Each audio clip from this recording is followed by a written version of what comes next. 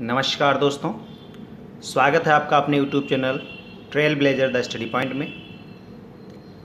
आज मैं एक बहुत ही बर्निंग टॉपिक पे बात करने जा रहा हूँ और इस टॉपिक पे बात करते हुए मुझे बहुत सारी चीज़ें याद आ रही हैं जो कि कई सालों से लगातार घटित हो रही हैं।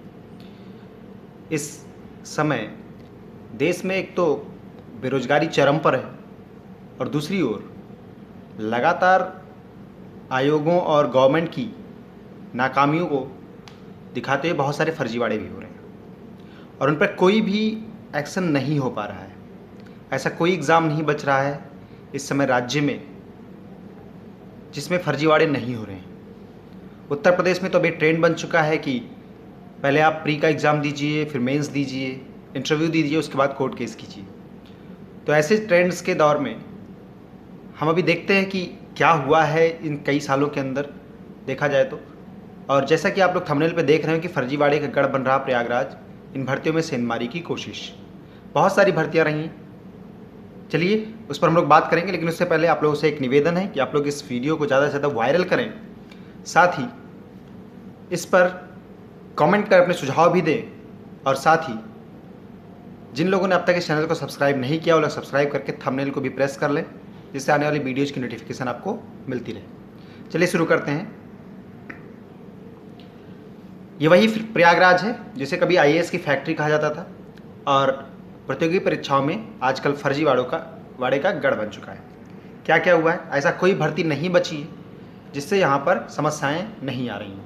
हाई कोर्ट की भर्ती, सेना भर्ती, रेलवे भर्ती, पुलिस विभाग भर्ती, मेडिकल परीक्षा या फिर शिक्षक भर्ती, कोई भी नौकरी प्रयागराज में ऐसा नहीं है कि जो परीक्षा से पूर्व नकल माफिया सक्रिय होकर अभ्यर्थी के पास कराने के लिए ठेका न लेते। यहीं तक सीमित नहीं है ये सारी बातें, नियुक्ति तक सेटिंग होती है सारी चीज़ों की।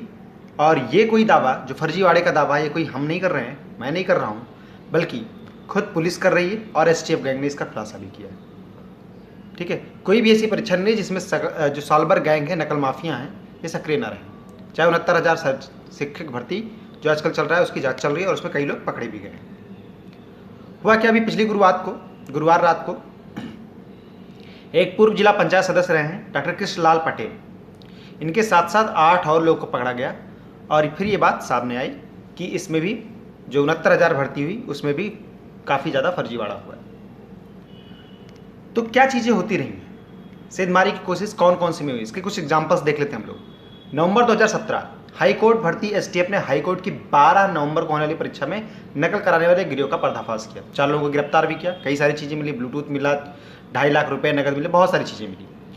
ठीक है, इसके अलावा जनवरी 2020 सेना भर्ती, एसटीएफ ने सेना में भर्ती और मेडिकल के पास कराने वाले रैकेट का संचालित करने वाले सेना के 2 जवानों सहित 4 अभियुक्तों को भारी 2.75 लाख रुपए यानी 2,75,000 रुपये के साथ कुछ अन्य कागज के साथ सिविल लाइन प्रयागराज से गिरफ्तार किया।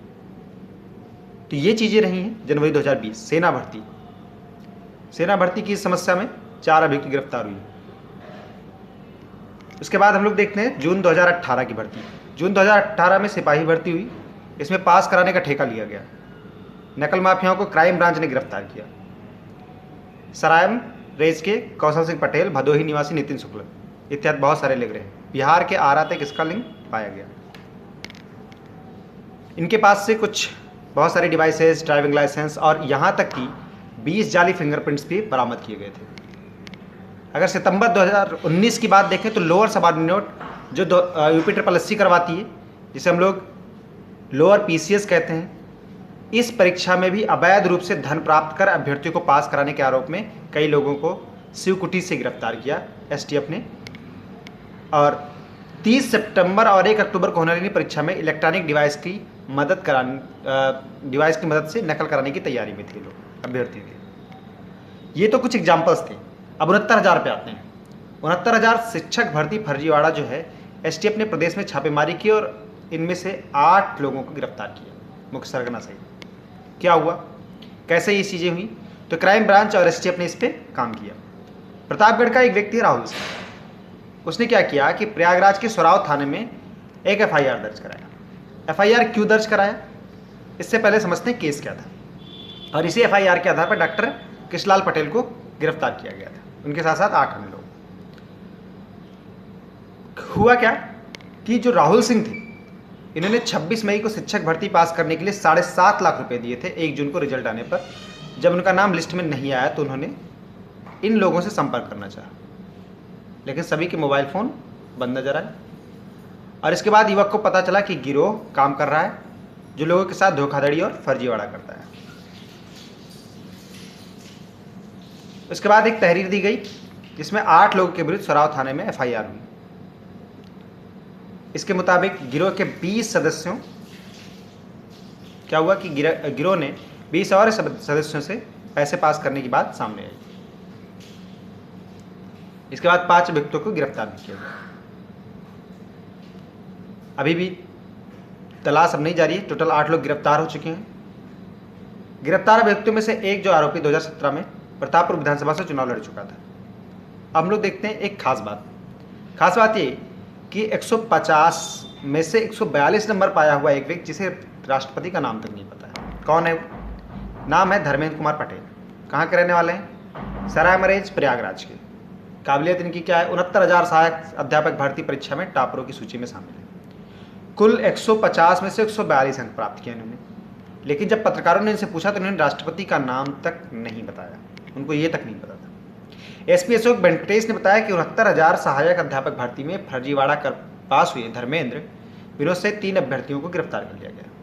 पूछताछ में पता चला कि इस धर्मेंद्र को शिक्षक भर्ती परीक्षा में 150 में से 142 नंबर मिले थे। राष्ट्रपति का नाम पूछा तो पता नहीं, जवाब नहीं दे सके। इसके बाद सामान्य ज्ञान के भी कुछ सवाल पूछे गए, वो भी नहीं बता पाए। अब इनकी कुछ शैक्षणिक योग्यता भी देख लीजिए। हाई स्कूल इन्होंने यूपी बोर्ड से पास किया है 1999 में 45.16 मार्क्स। Intermediate UP board 2003 51.6%।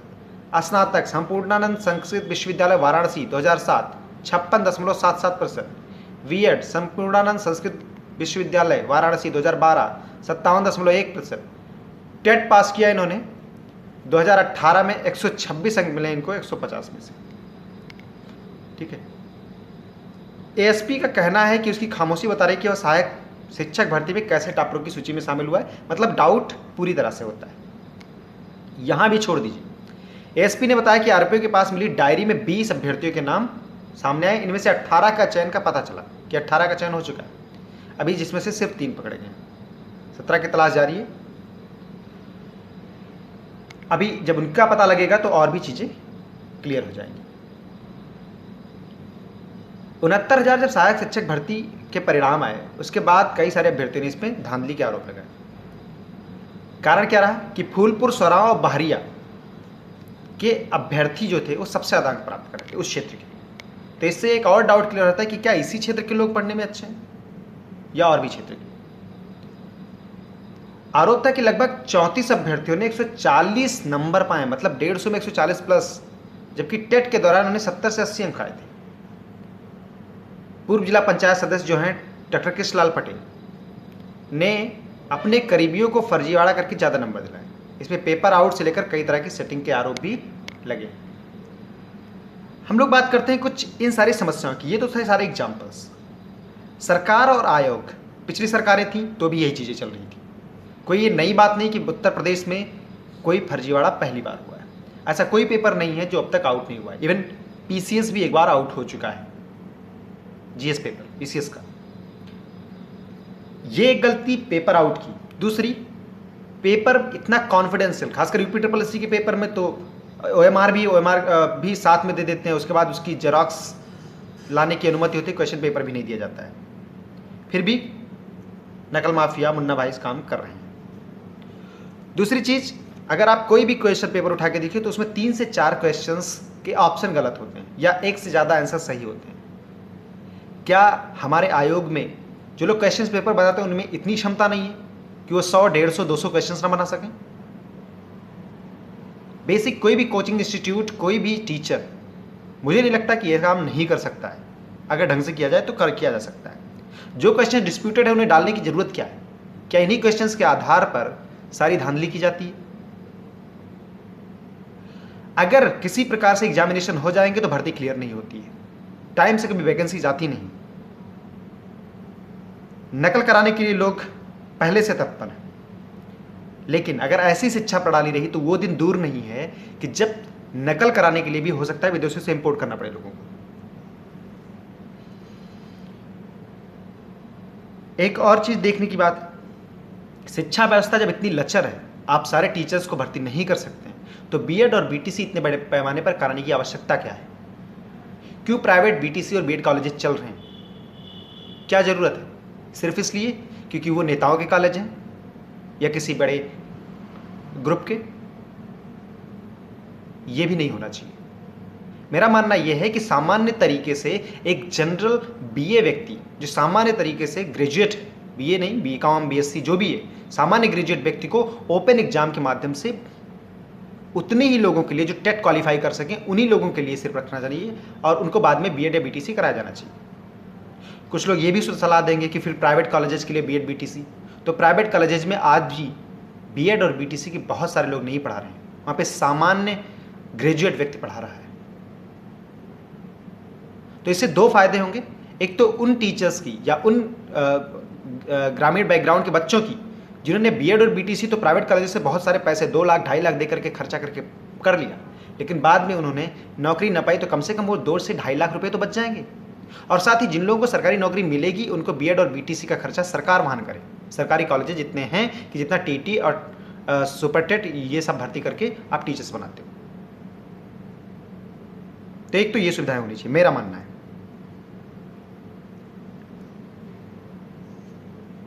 एक बात जो कही जाती है कि जिस देश को बर्बाद करना हो वहाँ की शिक्षा व्यवस्था बर्बाद कर दी जाए, तो मेरे हिसाब से वही दौर चल रहा है। दूसरा एक और प्रॉब्लम है जो कि ओवर एज से रिलेटेड है। कोई वैकेंसी 1 साल आती है, 4 साल तक क्लियर नहीं होती, तब तक दूसरी वैकेंसी आती नहीं है, और उस दौर 4 साल के बीच में बहुत सारे बच्चे ओवर एज हो जाते हैं। तो मेरा सुझाव ये है आयोग से भी और सरकार से भी कि इस पर संज्ञान लिया जाए, जो भर्तियाँ लटकी हैं उनकी जांच चलती रहे, लेकिन पैरेलल अन्य वैकेंसीज आगे आती रहे तो ज़्यादा बेटर होगा। ये किसी एक शिक्षक भर्ती या किसी से संबंधित नहीं है, हर एक आयोग की समस्याएं हैं। इसलिए किसी भी प्रकार की तैयारी में अगर कोई व्यक्ति जुड़ा हुआ है तो इस वीडियो को ज़्यादा से ज़्यादा वायरल करें और सब लोग संज्ञान लें। अपने ट्विटर हैंडल, फेसबुक, इंस्टाग्राम, जिस भी प्रकार से आप गवर्नमेंट को इससे अवगत कराएं। आप लोग को ये वीडियो अच्छा लगा हो तो ज़्यादा से ज़्यादा इसे लाइक करें, शेयर करें, वायरल कर दें और सब्सक्राइब करें। साथ ही बेल आइकन को भी प्रेस करें, जिससे आने वाली वीडियोज़ की नोटिफिकेशन आपको मिलती रहे। बहुत बहुत धन्यवाद। Thanks for watching.